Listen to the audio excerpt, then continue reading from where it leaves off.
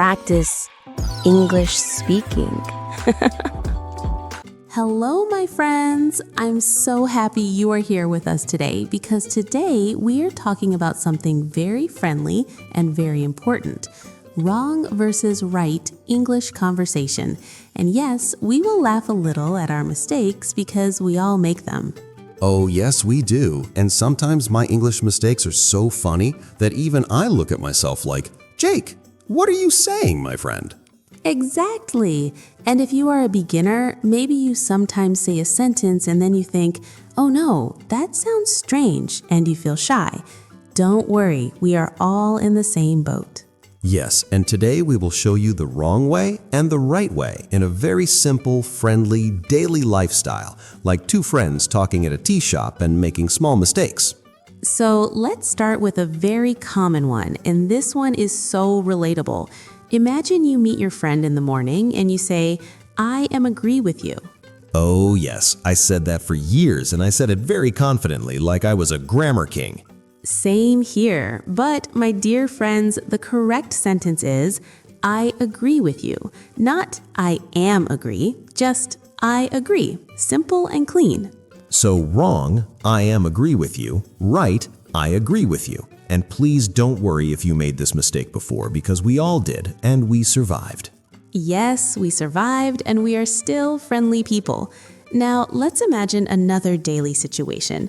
You're at home and your mom calls you for dinner, and you say, I am coming in 5 minutes. That sounds okay, right? But sometimes beginners say, I come in 5 minutes, and that sounds a little strange in daily conversation. Exactly, because for something happening soon, we usually say, I am coming in 5 minutes. So wrong, I come in 5 minutes. Right, I am coming in 5 minutes.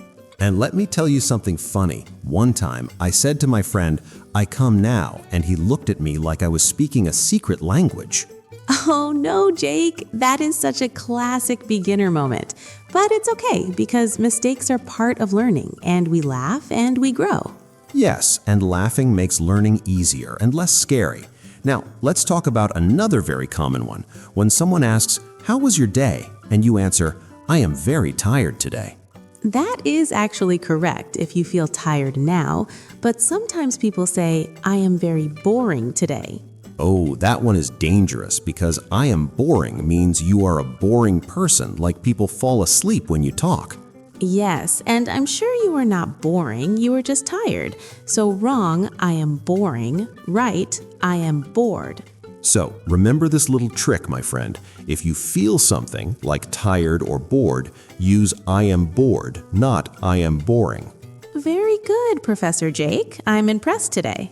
Thank you, thank you. I practiced before coming here, like a good student. Now let's go to another daily life example.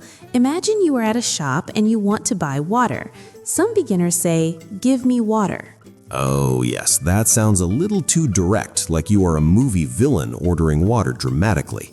Exactly. A more polite and friendly way is, can I have a bottle of water, please? So wrong, give me water. Right, can I have a bottle of water, please? And don't forget the magic word, please.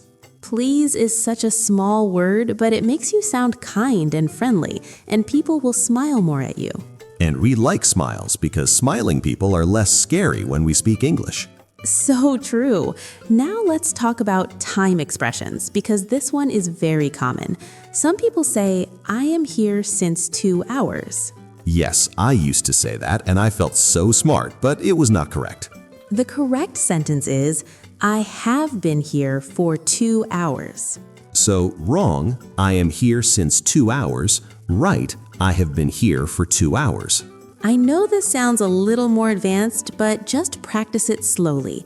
I have been here for 2 hours. Repeat it like a song in your head. Yes, and don't be afraid of long sentences. They look scary, but they are just words standing together like friendly neighbors. I love that image, friendly grammar neighbors having tea together. Now, let's imagine you are talking about your habits. Some beginners say, I am going to office every day. Ah, yes, we need a small word there. The correct sentence is, I go to the office every day. So wrong, I am going to office every day. Right, I go to the office every day. The little word the is small, but without it, the sentence feels incomplete, like tea without sugar. Or like pizza without cheese, which is very sad. Very sad indeed. Now, another funny one. When someone helps you, some beginners say, "Thanks for your helpings." Oh no, not helpings. That sounds like extra food at dinner. Exactly. The correct sentence is, "Thanks for your help." No S. Just help. So wrong, thanks for your helpings. Right, thanks for your help. And you can also say, "Thank you for helping me," which sounds very natural and friendly. I like that one because it feels warm and polite. Now, let's talk about future plans. Some people say, "I will going tomorrow." Oh, that one hurts my grammar heart a little. The correct sentence is, "I will go tomorrow," or "I am going tomorrow." So wrong, I will going tomorrow. Right, I will go tomorrow. Keep it simple. English likes simple structure, especially in daily conversation. Yes, don't make English too complicated in your head. It's not a math exam, it's just talking to people. And talking is about connection, not perfection. I love that idea. Me too, because if it was about perfection, I would be in big trouble. Same here, my friend. Now, before we finish, let's quickly review in a friendly way. Okay. I am agree. No, I agree. I am boring. No, I am bored. Give me water. A little strong. Can I have a bottle of water, please? I will going. No, I will go. See? When we practice slowly and daily, it becomes easier and less scary. Yes, and remember, mistakes are not your enemy. They are your teachers, even if they are sometimes a little embarrassing. And if you make a mistake, just smile and try again. Most people will understand you and they will respect your effort. So keep practicing daily, even 5 or 10 minutes, and speak out loud, even if your cat looks confused. Yes, my cat judges my English sometimes, but I continue anyway. That's the spirit. Practice, laugh, repeat, and improve step by step. And always remember, you are not alone in this journey. We are learning together, like friendly teammates. Thank you so much for listening to Wrong versus Right English Conversation Daily Practice. And we are so proud of you for practicing today. Keep speaking, keep smiling, and we will see you in the next episode, my friend.